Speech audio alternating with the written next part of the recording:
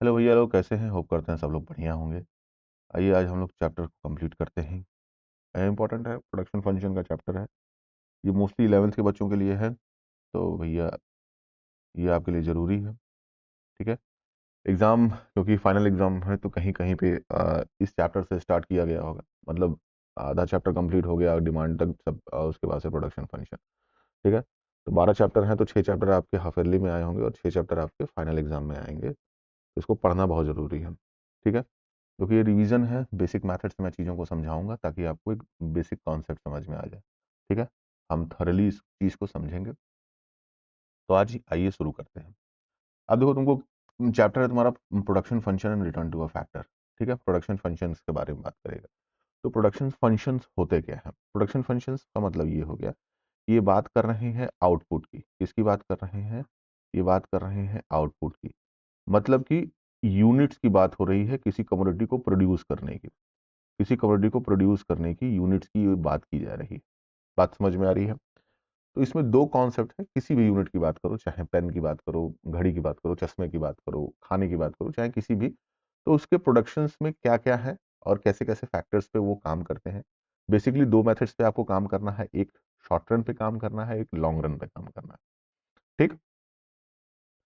अब हमेशा याद रखना कि जो भी आउटपुट होता है, जो भी आउटपुट होता है, कोई भी प्रोडक्ट का आउटपुट होता है, उसमें तीन चीजों की जरूरत पड़ती है। लैंड, लेबर और कैपिटल। ये तीन चीजों की आवश्यकता पड़ती है किसी भी प्रोडक्ट को तैयार करने की। ठीक है। अब कैसे हम बात करते हैं? मान लो कि मुझे कोई एक प्रोडक्ट हम लेते हैं। मान लो कि हम एक मोबाइल फोन ही लेते हैं। ठीक है। जिस फोन में आप देख रहे हो, मोबाइल हो, लैपटॉप हो, कोई भी चीज है, आप इसकी यूनिट तैयार करनी, इसकी यूनिट तैयार करनी, तो इसके लिए हमें क्या जरूरत पड़ेगी? ऑब्वियस सी बात है, हमें एक जगह चाहिए, प्रोडक्शन लाइन क्रिएट करनी होगी। उसके लिए हमें लैंड की जरूरत पड़ेगी। हमें उसके लिए क्या करना पड़ेगा? लैंड की जरूरत पड़ेगी भाई। हवा में तो खोलोगे नहीं। उसके साथ साथ हमें लेबर की आवश्यकता पड़ेगी। हमें लेबर, यानी उस चीज को बनाने के लिए हमको लेबर की जरूरत पड़ेगी। दूसरा, इन दोनों ही यूनिट्स को चलाने के लिए, इन दोनों ही यूनिट्स को चलाने के लिए हमको क्या करना होगा? हमको कैपिटल की जरूरत पड़ेगी। किसकी जरूरत पड़ेगी? कैपिटल की जरूरत पड़ेगी। तो किसी भी यूनिट को तैयार करने के लिए हमको तीन बेसिक फैक्टर ही चाहिए, लैंड, लेबर एंड कैपिटल। ये तुम्हारा हो गया प्रोडक्शन फंक्शन। ये तीन चीजों को मिला के हम किसी भी यूनिट को तैयार करते हैं। ठीक। अगला आता है प्रोडक्शन फंक्शन क्या होता है। तो प्रोडक्शन फंक्शन तुमसे सीधा सीधा बोला है कि ये क्या होता है? ये एक होता है तुम्हारा physical, between a physical input and a physical output. एक रिलेशनशिप होता है, एक फंक्शनल रिलेशन होता है किसके किसके बीच में? फिजिकल इनपुट में और फिजिकल आउटपुट में। मतलब कि कितना हम इनपुट दे रहे हैं किसी आउटपुट को प्रोड्यूस करने के लिए। मान लो कि मुझे अगर 100 पैकेट मैगी तैयार करनी है, 100 पैकेट मैगी तैयार करनी है, 100 पैकेट मैगी तैयार करनी है, तो ये आउटपुट हो गया। ये क्या हो गया? ये फिजिकल आउटपुट है। जो भी आउटपुट आप देखते हैं, जो भी प्रोडक्ट देखते हैं, वो फिजिकल आउटपुट होता है। किसी किसी दो चीज को मिला के, कई सारी चीजों को मिला के वो फिजिकल आउटपुट क्रिएट हुआ है। ये पेन है, प्लास्टिक है, इसमें चाहे कुछ भी हो। ये घड़ी है, इसमें प्लास्टिक है, डायल लगा हुआ है, चाहे जो भी चीजें हैं, तो ये एक फिजिकल आउटपुट है। इसको बनाने के लिए फिजिकल इनपुट की जरूरत पड़ती है। अब 100 मैगी को प्रोड्यूस करने के लिए हमने कितना लेबर लगाया और उसका मल्टीप्लिकेशन हमने कितने कैपिटल के साथ किया। मतलब कितने पैसे पे हमने कितने लेबर को लगाया। इसी को हम कहते हैं क्या?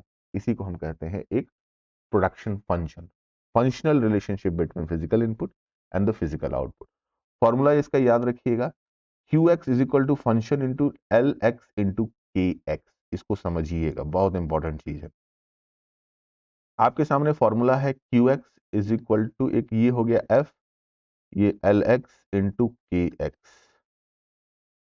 ये हो गया क्वांटिटी ऑफ एक्स कमोडिटी, ये हो गया क्वांटिटी, याद रखिएगा क्वांटिटी है ये क्वांटिटी हो गया किसकी? एक्स कमोडिटी की। एफ का मतलब फंक्शनल रिलेशन, किसके किसके बीच में? लेबर के बीच में, उस यूनिट को तैयार करने में। इनटू कैपिटल, कितना पैसा आपने लगाया। ये हो गया आपका फंक्शनल रिलेशनशिप। याद रखिएगा, Q X is equal to functional relationship between किसमें? लेबर और कैपिटल। यहाँ के जो है वो डिनोट करता है कैपिटल को। यानी हमारे फिक्स कॉस्ट को कितना हमने मशीन लगाया, क्या हमारा लैंड का कॉस्ट रहा, ये सब सारी चीजें। अच्छा, अब फंक्शनल रिलेशनशिप आपको समझ में आ गया कि एक फिजिकल रिलेशन होता है किसके किसके बीच में, एक इनपुट के बीच में, एक आउटपुट के बीच में। बट इसको डिनोट करते समय कुछ कॉशंस हैं जो आपको ध्यान रखने हैं।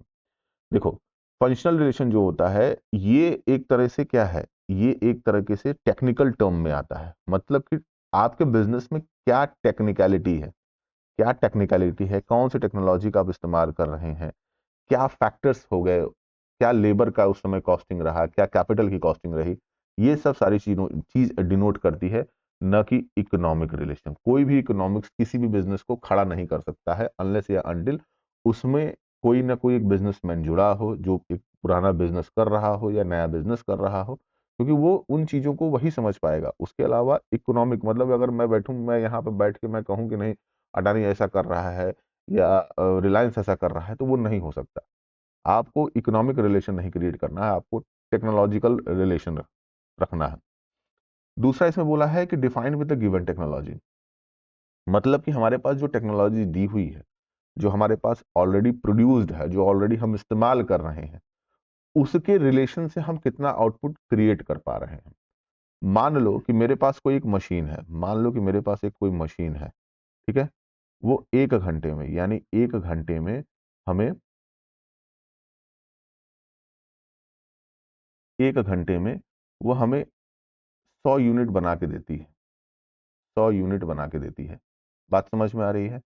तो अगर मेरे पास 8 घंटे की शिफ्ट है, 8 घंटे की शिफ्ट है, और मैं एक मशीन को चलाने के लिए मेरे पास 10 लेबर पड़े हुए हैं, एक मशीन को चलाने के पास मेरे पास 10 लेबर पड़े हुए हैं, तो मैं 800 यूनिट के आसपास तैयार कर लूंगा।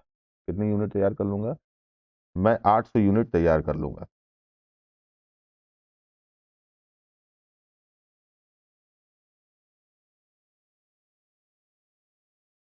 मैं 800 यूनिट तैयार कर लूंगा।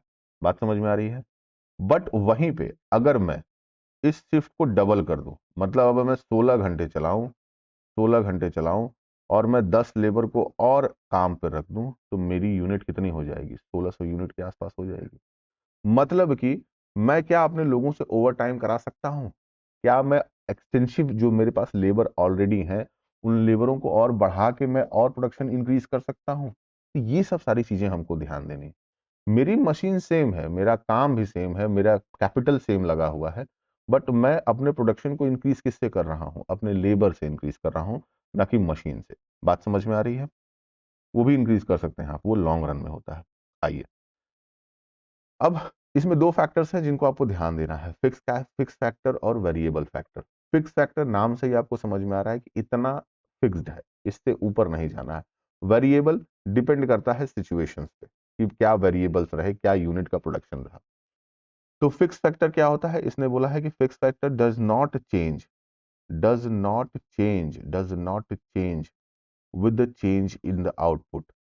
फिक्स फैक्टर तुम्हारा चेंज नहीं होता है अनलेस या अनटिल तुम्हारा आउटपुट चेंज हो या ना हो, उससे कोई मतलब नहीं है। अब इसको समझना। देखो, तुम्हारे पास एक फैक्ट्री है, तुम्हारे पास एक फैक्ट्री है, ठीक है। अब ये फैक्ट्री की जो लिमिट है वो 1 लाख यूनिट तैयार करने की है।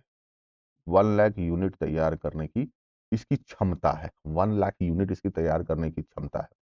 बात समझ में आ रही है? आप कितना भी लेबर इस्तेमाल करें उससे कोई डिपेंड नहीं करता है, ये max to max 1 lakh unit तैयार करके आपको देगी। एक दिन मान लीजिए, एक महीना मान लीजिए, एक साल मान लीजिए, ठीक। अब ये तो फिक्स रहा, ठीक है।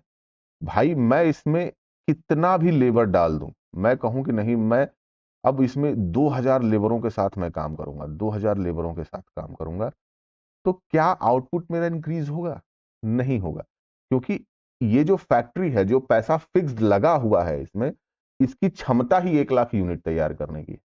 तो आप चाहे 2000 लेबर लगाइए, चाहे आप 3000 लेबर लगाइए, चाहे आप 4000 लेबर लगाइए, चाहे आप 3000 लेबर लगाइए, चाहे आप 4000 लेबर लगाइए, कोई मतलब नहीं होगा, क्योंकि इसका फिक्स कॉस्ट सेम है। ये इतनी ही यूनिट प्रोड्यूस कर पाएगा, इससे ज्यादा की यूनिट ये प्रोड्यूस नहीं कर पाएगा, इससे ज्यादा ये प्रोड्यूस कर ही नहीं सकता, इसकी औकात ही नहीं है इससे ज्यादा प्रोड्यूस करने की। तो ये हो गया फिक्स फैक्टर। दूसरा वेरिएबल फैक्टर। वेरिएबल फैक्टर का मतलब क्या हो गया? वेरिएबल फैक्टर जो वेरिएबल में हो, change with the change in the output. अब मैं बोला कि मैं ये भाई फैक्ट्री की औकात 1 लाख यूनिट तैयार करने की थी, चाहे मैं कितना भी लेबर घुसेड़ दूं वो 1 लाख से ऊपर नहीं जा सकती है। ठीक है, अब मैं बात करता हूं, मैं कोई एक सीजनल प्रोडक्ट तैयार करता हूं, मैं कोई एक सीजनल प्रोडक्ट तैयार करता हूं, जैसे कि सीजनल प्रोडक्ट में शुगर केन।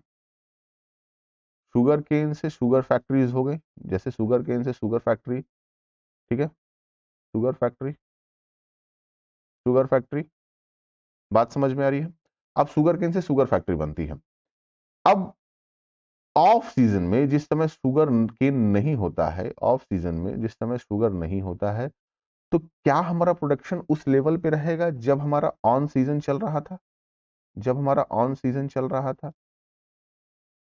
होगा? कभी नहीं हो सकता, क्योंकि शुगर शुगर केन फैक्ट्रीज जो होती हैं, जो शुगर को एक्सट्रैक्ट करती हैं, अब उनके पास वेरिएबल नहीं है, मतलब कि लेबर की बात है।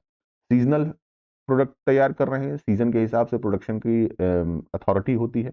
जिस समय सीजन ज्यादा होगा उस समय प्रोडक्शन ज्यादा होगा, जिस समय सीजन कम होगा उस समय उनका प्रोडक्शन कम होगा। मतलब कि ये पूरा का पूरा डिपेंड कर रहा है लेबर पे। ऐसे प्रोडक्ट्स जो लेबर पे डिपेंड करे, ऐसा फैक्टर जो लेबर पे डिपेंड करे, लेबर के बढ़ाने से प्रोडक्शन बढ़े, लेबर के घटाने से प्रोडक्शन घटे, इसको हम वेरिएबल फैक्टर्स बोलते हैं। ठीक, अब दो कॉन्सेप्ट इसमें आपको समझने हैं, ये इंपॉर्टेंट है। टीपीएमपी का जो कॉन्सेप्ट है मैं वो अगले वीडियो में बताऊंगा, क्योंकि इसी में मैं ऐड कर दूंगा तो दिमाग पागल हो जाएगा। शॉर्ट रन प्रोडक्शन फंक्शन में बोला है कि प्रोडक्शन इंक्रीज कब करता है? जब वेरिएबल फैक्टर इंक्रीज करते हैं। अब शॉर्ट रन और लॉन्ग रन को समझने की कोशिश करिए, बहुत ही इंपॉर्टेंट चीज है। लॉन्ग रन और शॉर्ट रन को हमको समझना है। देखो, शॉर्ट रन बोला है कि प्रोडक्शन इंक्रीज करेगा कब? जब तुम्हारा वेरिएबल फैक्टर इंक्रीज करेगा। यानी ये जो मैंने डेटा आपको दिया था, ये जो फॉर्मूला मैंने दिया था, Q X is equal to F L K, labour into capital, इसको समझने की कोशिश करिएगा। अगर मैं 40 यूनिट तैयार करता हूं, 40 यूनिट तैयार करता हूं, 40 यूनिट तैयार करता हूं 4 लेबर इंटू 10 कैपिटल से, मतलब कि मेरे पास, मान लेते हैं कि मेरे पास 4 लेबर थे और 10 लाख रुपए मैंने लगाए थे, तो मैं इससे 40 यूनिट तैयार करता हूं। ये यूनिट 45 हो सकती है या 50 हो सकती है, ये 50 हो सकती है। कब? जब मैंने एक लेबर और बढ़ा दिया, बट मेरा जो कैपिटल रहा वो सेम रहा, मेरा जो कैपिटल रहा वो सेम रहा। यहां देख रहे हो, यहां चेंज किसका हो रहा है? यहाँ बेसिक चेंज हो रहा है तुम्हारे वेरिएबल फैक्टर्स का। मतलब कि पहले 4 लेबर लगा के मैं 40 यूनिट तैयार करता था, अब मैं 5 लेबर लगा के 50 यूनिट तैयार कर रहा हूं। मेरा कैपिटल जो है वो 10 लाख का सेम है, इसमें कोई चेंज नहीं आया है। लॉन्ग रन में ऐसा नहीं होता है, लॉन्ग रन में ऐसा नहीं होता है। Production increase by the fixed और वेरिएबल फैक्टर, ये दोनों ही वजहों से आप अपने प्रोडक्शन को इंक्रीज कर सकते हैं लॉन्ग रन में। कैसे? समझिए इसको। पहले मैं 40 यूनिट तैयार करता था, 40 यूनिट तैयार करता था 4 लेबर लगा के और 10 लाख रुपए लगा के। अब मैं 80 यूनिट तैयार करता हूं, अब मैं 80 यूनिट तैयार करता हूं, 80 मानिए, या फिर आप मान सकते हैं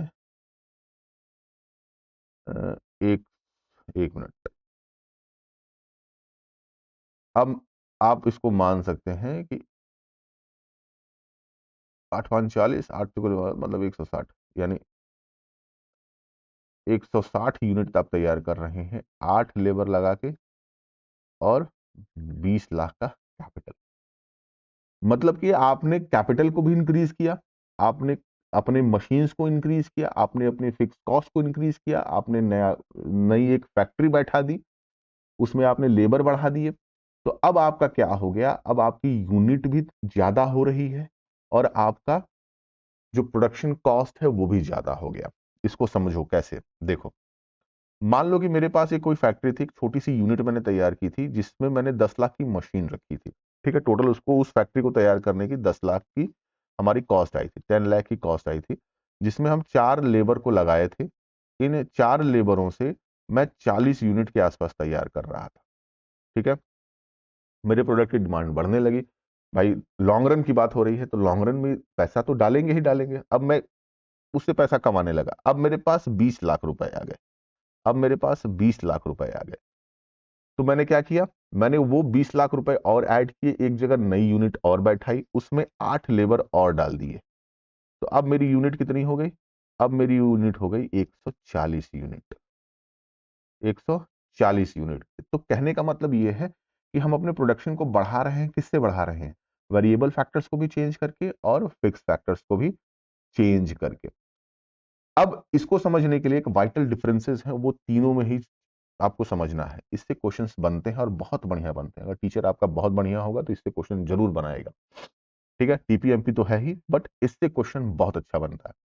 वाइटल डिफरेंस में सबसे पहले आपको देखना है कि वेरिएबल प्रोपोर्शन टाइप जो होता है ये प्रोडक्शन फंक्शन का होता है, ठीक है। Factor ratio must change at a different level of output.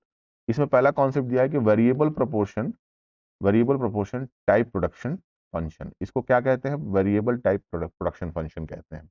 Variable type का मतलब क्या हो गया कि ये सिर्फ वेरिएबल्स के साथ खेलता है, फिक्स फैक्टर्स के साथ नहीं खेलेगा। जैसे कि देखो, मैंने तुमको शुरुआत में बोला था कि 40 यूनिट में तैयार कर रहा हूं, 40 यूनिट में तैयार कर रहा हूं, चार लेबर लगा के, 4 लेबर लगा के और 10 लाख का कैपिटल लगा के, 10 लाख का कैपिटल मैंने लगाया। मैं इसको चेंज कर सकता हूं।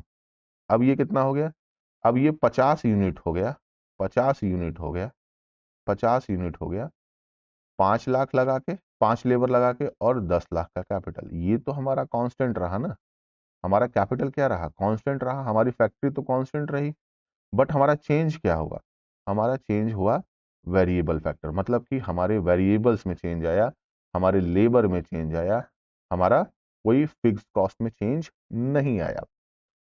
तो अगर हम इसके रेशियो को देखें, अगर हम इसके रेशियो को देखें तो रेशियो क्या है, अलग अलग है। पहले का रेशियो बन रहा है 4 यूनिट तैयार हो रहा है 2:5 के रेशियो में, और ये तैयार हो रहा है मान लो कि 5 यूनिट तैयार हो रहा है तुम्हारा 5:2 के रेशियो में। तो रेशियो में चेंज है, देख रहे हो, एकदम साफ साफ रेशियो चेंज हो रहा है यहाँ पे। तो रेशियो में फर्क आ जाता है। लॉन्ग रन में क्या होगा, लॉन्ग रन में तुम्हारा जो constant proportion type of production function, ये कांस्टेंट है। जो रेशियो होगा वो कांस्टेंट रहेगा, वो चेंज नहीं होना है, वो हमेशा कांस्टेंट रहेगा। जैसे अगर मैं 40 यूनिट तैयार कर रहा था, 4 लेबर लगा के और 10 लाख का कैपिटल लगा रहा था, तो अगर मैं 80 यूनिट तैयार करूं, मैं 80 यूनिट तैयार करूं, तो इनके बीच का जो रेशियो होगा वो सेम होगा, वो सेम होगा। बात समझ में आ रही है, वो सेम होगा, वो डिफरेंट नहीं करेगा। यानी अगर पहले कोई रेशियो 4:5 का बन रहा था, तो दोबारा भी वो रेशियो 4:5 का ही बनेगा, कांस्टेंट रहेगा, वो चेंज नहीं होना है उसको। बात समझ में आ रही है, तो यहां पे चीजों को आपको समझना है, ठीक है भैया। ठीक। अब इसके मैपिंग को देख लीजिए कि इसका मैपिंग क्या कहता है। इसका मैपिंग ये कहता है, देखो ये हमारा कांस्टेंट में है, ठीक है, ये हमारा क्या है, कांस्टेंट में है, यानी ये लॉन्ग रन का है, ये लॉन्ग रन है। लॉन्ग रन में अगर हमने लेबर को बढ़ाया, हमारा जिस कांस्टेंट पे था, जहां पे हमारा कैपिटल था,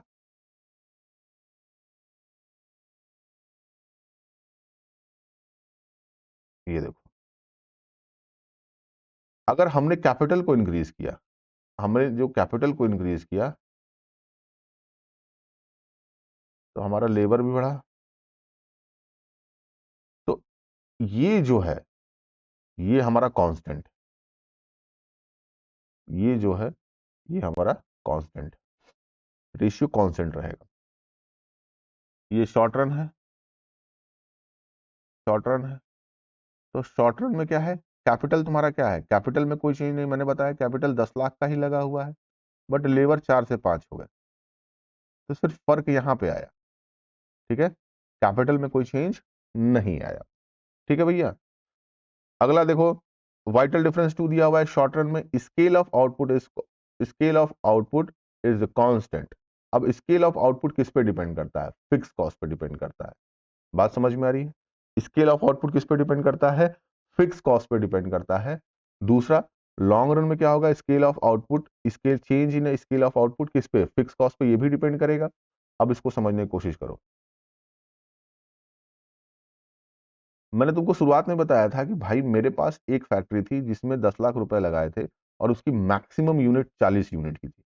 वो 40 यूनिट की थी। भाई 10 लाख रुपए लगा के मैं 40 यूनिट बना रहा हूँ, 10 लाख रुपए लगा के, तो इसमें मैं 10 लाख